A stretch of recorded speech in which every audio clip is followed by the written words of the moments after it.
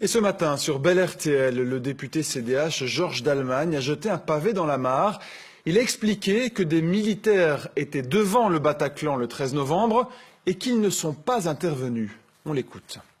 On sait que la force Sentinelle, qui avait 6 militaires en armes devant le Bataclan, n'est pas intervenue au moment où le carnage se produisait au Bataclan. Il y avait 6 militaires devant le Bataclan?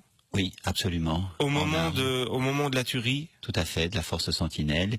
Et ils ont estimé qu'ils ne devaient pas intervenir parce que leurs règles d'engagement ne prévoyaient pas qu'ils devaient intervenir pendant le carnage et leurs règles prévoyaient qu'ils ne pouvaient que se protéger eux-mêmes, ce qui est évidemment tout à fait incroyable, tout à fait hallucinant. Avec nous en plateau pour commenter cette déclaration, Claude Moniquet, bonjour. Bonjour. Alors pour commencer, que pensez-vous de cette affirmation de Georges Dalmagne ? Alors, je connais Georges Dalmagne, c'est un homme sérieux. S'il dit ça, c'est qu'il a évidemment des informations, des sources. Ce qu'on ne sait pas à l'heure actuelle, c'est si ça se trouve ou pas dans le rapport de la commission d'enquête française, puisque le rapport n'est pas encore public, on n'a vu que les recommandations. Ce que je peux dire, c'est que j'ai eu accès aux documents de la procédure, aux premiers constats des policiers, aux procès-verbaux de synthèse, etc. Ça n'apparaît pas, ce qui ne veut pas dire que ça n'a pas eu lieu.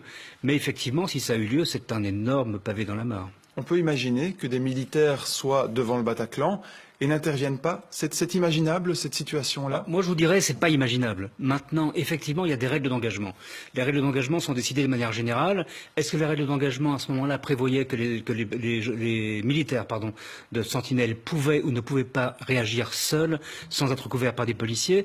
C'est difficile à dire. Mais Monsieur Dalmagne va plus loin, puisqu'on dit même que les armes que les policiers qui sont intervenus, une équipe de la BAC intervient, n'a que des pistolets, demande aux militaires de se faire remettre les FAMAS, les fusils mitrailleurs, les pistolets mitrailleurs, et que les militaires refusent. Donc c'est encore une dimension en plus, mais tout ça mérite d'être éclairci avant qu'on puisse vraiment en tirer les conclusions nécessaires. Est-ce qu'on peut imaginer que ce type de situation arrive chez nous avec les militaires qui sont aussi dans les rues en Belgique ?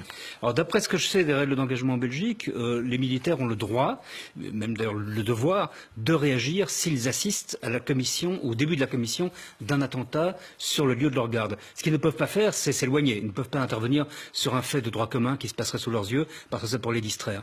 Intervenir sur un attentat, oui, sous réserve de vérification bien sûr. Sinon, on ne comprend pas très bien à quoi ils servent, bien entendu. Merci beaucoup Claude Moniquet pour cet éclairage.